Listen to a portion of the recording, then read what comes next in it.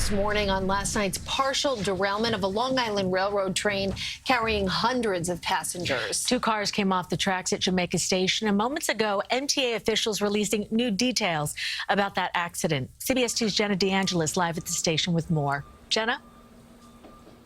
Well, Sandy and Andrea, first things first, there were nearly 400 passengers on board and nobody was hurt. Now, we just learned from MTA officials that a piece of broken rail was found here at the scene, but it's not clear if that had something to do with the derailment. They say that's part of the investigation. I want to give you a close look here, though. You can see crews are still working to remove 2 cars off the tracks. They've been here since last night, working round the clock. Take a look at video from last night. It shows the massive response following that partial derailment of an LIRR train Friday night. According to the MTA, the train left Penn Station just before 9 p.m. and was headed for Babylon. About a half hour into the ride, the 2 rear cars of a 10-car train came off the tracks east of Jamaica Station.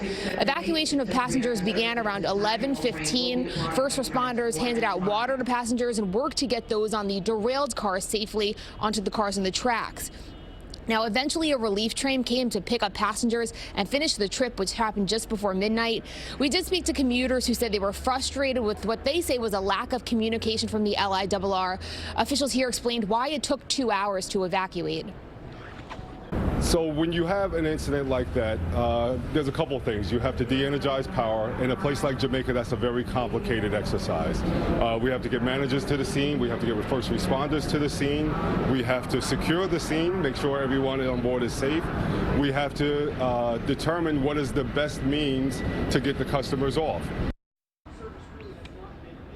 We're told the train was moving at about 13 miles per hour. Officials say, again, a piece of broken rail was found at the scene, but it's not clear yet if that had anything to do with the derailment. The rails here, we're told, were last inspected yesterday afternoon before the derailment as part of weekly inspections. So again, the cause of the partial derailment is still under investigation. We're told that trains were impacted last night, but they are now running on time and on schedule. We're live in Jamaica, Queens. Jenna DeAngelis, CBS 2 News.